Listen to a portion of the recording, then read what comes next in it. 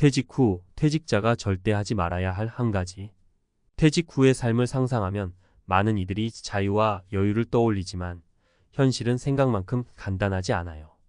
대기업 임원이든 중소기업 직원이든 퇴직 후의 삶은 우리 모두에게 새로운 도전입니다. 특히 대기업 임원으로서 많은 성과를 남기고 사회적으로 인정받았다면 퇴직 후에도 그 자부심을 유지하고 싶어 하겠죠.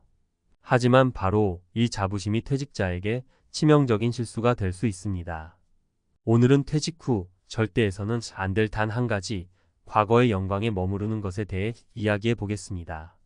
첫 번째 사례, 임원 시절의 권위에 집착한 김 부장.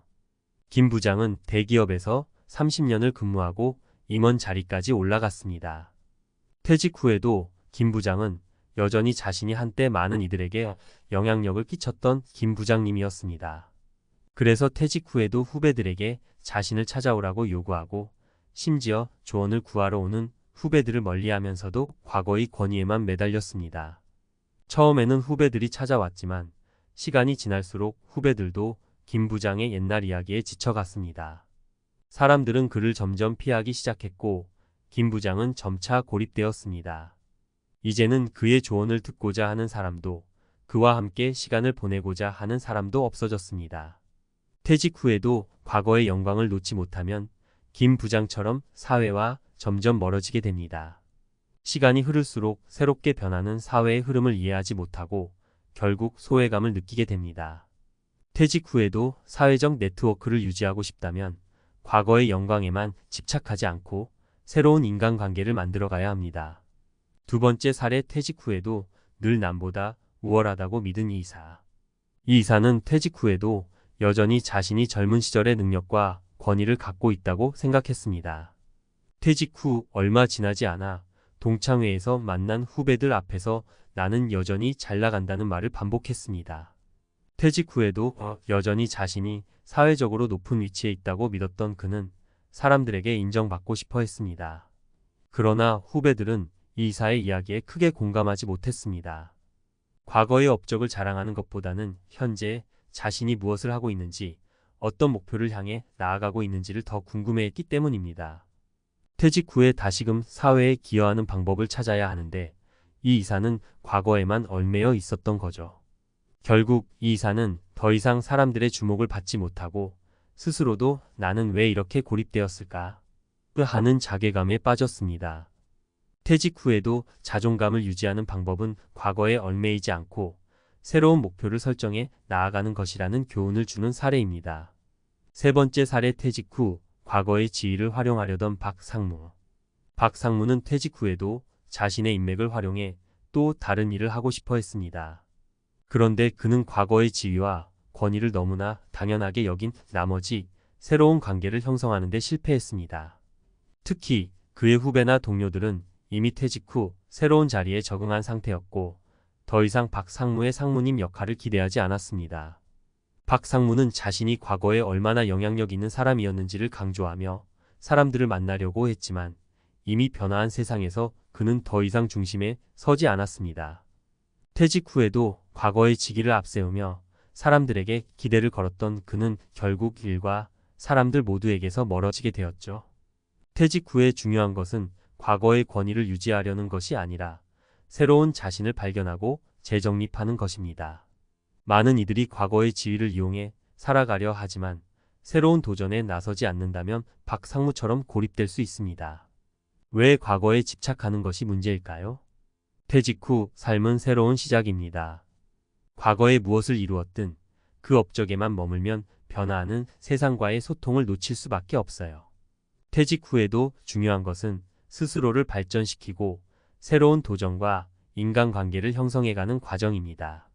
퇴직 후에도 과거에만 매달리면 김 부장, 이 이사, 박상무처럼 고립될 가능성이 큽니다. 반면 과거의 성과를 뒤로하고 새로운 목표와 삶의 방향을 설정한다면 퇴직 후에도 활기찬 인생을 살아갈 수 있죠. 퇴직 후에도 계속해서 성장하고 변화에 적응하는 자세가 필요한 이유입니다. 결론, 퇴직 후에 절대 하지 말아야 할 한 가지는 과거의 영광에만 매달리는 것입니다. 퇴직 후에도 새로운 관계를 만들고 새로운 목표를 설정하는 것이 중요합니다.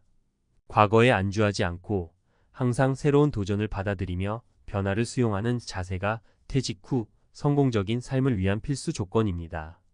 퇴직 후 과거의 영광에만 매달리는 것이 위험하다는 이야기를 나눴다면, 이제는 퇴직자들에게 새로운 인생을 어떻게 준비할 수 있을지에 대해 이야기해보는 것이 중요합니다.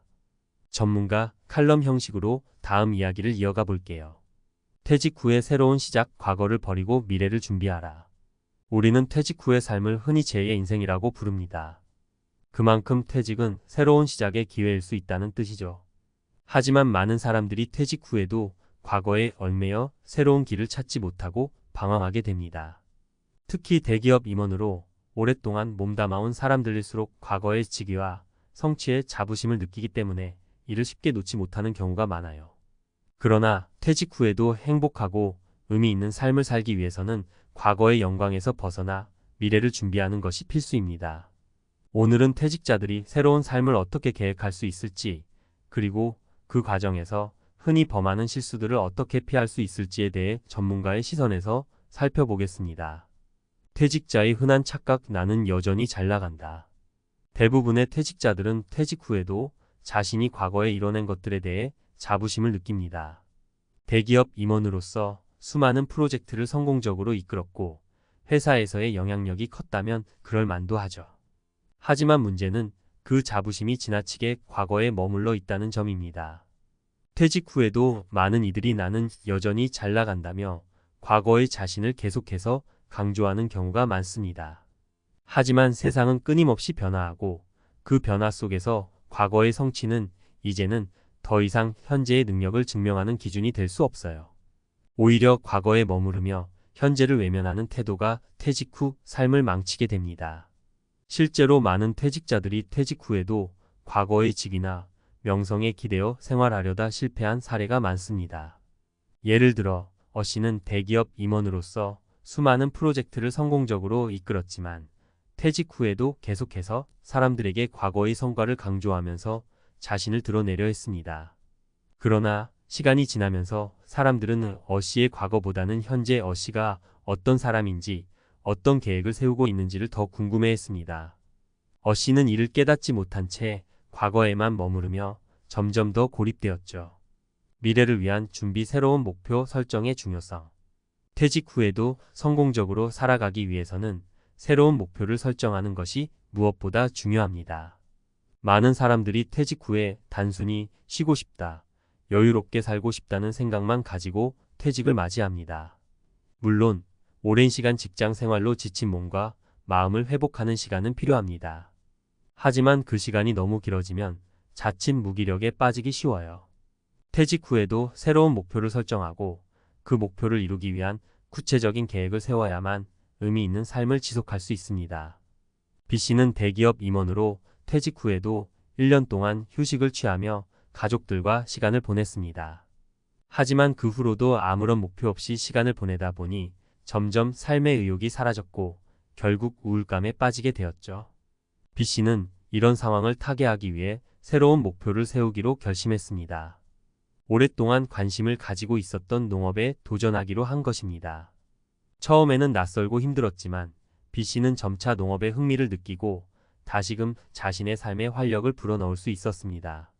퇴직 후에도 새로운 목표를 설정하고 그 목표를 향해 나아가는 것이 얼마나 중요한지를 깨닫게 된 사례입니다. 인간관계의 재정립, 과거의 네트워크에 집착하지 말 것. 퇴직 후에도 사람들과의 관계를 유지하는 것은 매우 중요합니다. 그러나 문제는 퇴직자들이 과거의 인맥에만 의존하려 한다는 점입니다. 특히 대기업 임원으로서 많은 사람들과 교류했던 경우 퇴직 후에도 그 네트워크를 유지하며 자신의 영향력을 과시하고자 하는 경향이 있습니다. 그러나 시간이 지남에 따라 그 네트워크는 점점 희미해지고 결국 새로운 관계를 형성하지 못한 채 고립되기 쉽습니다. C 씨는 대기업 임원으로 퇴직 후에도 여전히 과거의 인맥에 의존하려 했습니다.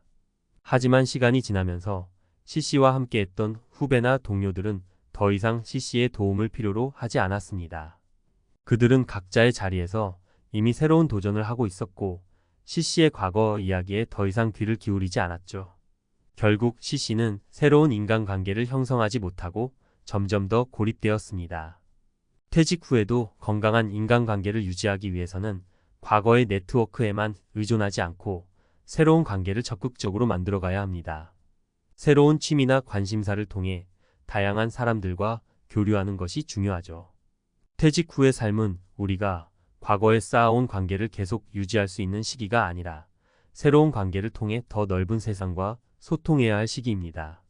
새로운 삶을 위한 준비 돈이 전부는 아니다. 퇴직 후 삶에서 가장 큰 걱정 중 하나는 바로 경제적인 문제입니다. 많은 사람들이 퇴직 후의 재정 상태에 대해 걱정하면서도 정작 돈이 아닌 다른 중요한 요소들을 놓치고 있습니다. 물론 퇴직 후에도 안정적인 재정 상태를 유지하는 것은 중요하지만 그것이 전부는 아니죠. 오히려 퇴직 후 삶에서 중요한 것은 우리가 어떻게 시간을 보내고 어떤 목표를 향해 나아가고 있는지입니다. D씨는 퇴직 후에도 경제적인 문제를 해결하기 위해 새로운 사업을 시작했지만 정작 본인이 원하는 삶의 방향을 설정하지 못했습니다. 그는 계속해서 돈을 벌기 위해 사업에만 매달렸고 그 결과 퇴직 후에도 스트레스와 피로에 시달리게 되었죠. 결국 그는 더 많은 돈을 벌었음에도 불구하고 삶의 만족도는 점점 떨어졌습니다. 반면 E씨는 퇴직 후에도 자신이 정말로 하고 싶은 일을 찾고 그 일을 통해 삶의 만족을 높였습니다. 그는 돈보다는 시간과 자율성을 중시하며 퇴직 후 삶을 계획했고 그 결과 경제적으로는 부족하더라도 행복한 삶을 살아가고 있습니다. 결론 퇴직 후에도 계속해서 변화하고 성장하라. 퇴직은 끝이 아니라 새로운 시작입니다. 과거의 영광에 매달리기보다는 퇴직 후에도 새로운 목표를 설정하고 인간관계를 재정립하며 진정으로 원하는 삶을 계획하는 것이 중요합니다. 우리는 퇴직 후에도 계속해서 변화하고 성장할 수 있습니다. 퇴직 후에도 자신을 발전시키고 새로운 도전에 나서며 의미 있는 삶을 살아가길 바랍니다.